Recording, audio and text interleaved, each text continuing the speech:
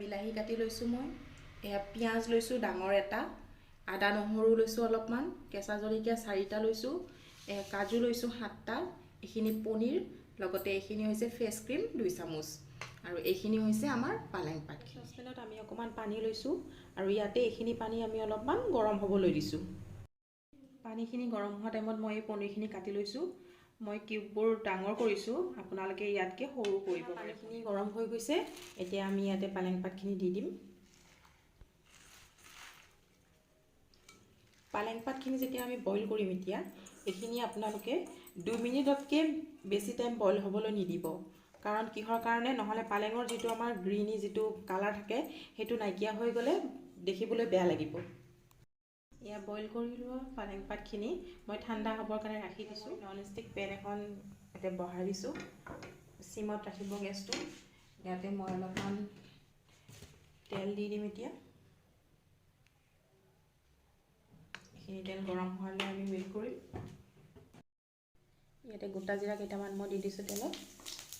ইয়াৰ পিছত মই পিঁয়াজখিনি দি দিম, বিলাহীখিনি দিছোঁ,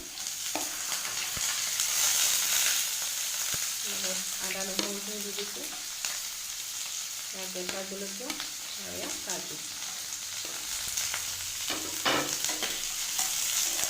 এতিয়া এইখিনি ব্ৰাউন হোৱালৈ আমি যিখিনি আমি পালেং পাত বইল কৰি ৰাখিছিলোঁ এইখিনি আমি মিক্সিত পেষ্ট বনাই ল'ম। এই পালেংখিনি আমাৰ পেষ্ট হৈ গৈছে, চাওকচোন কি ধুনীয়া কালাৰ এটা আহিছে পালেংখিনিৰ। এয়া খুব ধুনীয়া ব্ৰাউন কালাৰ হৈ গৈছে। এতিয়া আমি ঠাণ্ডা হ'বলৈ দিম এইখিনি, তাৰপিছত এইখিনি আমি মিক্সিত পেষ্ট কৰি ল'ম। আকৌ মই এয়া 2 চামুচ তেল গৰম কৰি লৈছোঁ। ইয়াতে মই এতিয়া হালধি দিম, 1 চামুচ হালধি দিলোঁ, 1 চামুচ গৰম মছলা পাউডাৰ দিলোঁ,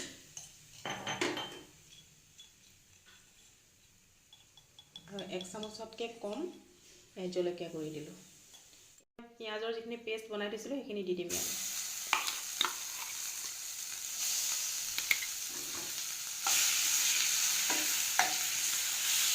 অকণমান মই ভাজি ল'লোঁ। ইয়াতে এতিয়া মই পালেঙৰ যিখিনি পেষ্ট বনাই ৰাখিছিলোঁ সেইখিনি দি দিম।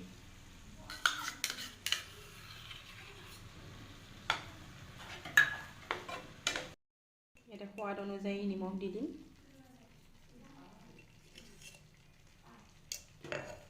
লগতে মই অকণমান গুড়ি কৰি থোৱা ইলাইচি দি দিছোঁ। এতিয়া মই ইয়াতে ক্ৰীমখিনি দি দিছোঁ।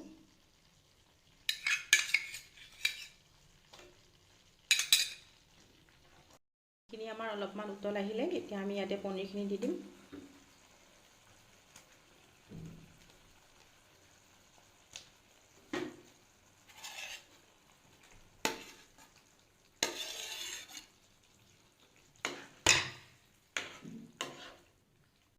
এতিয়া আমি এইখিনি 2 মিনিটৰ কাৰণে ঢাকন দি দিছোঁ।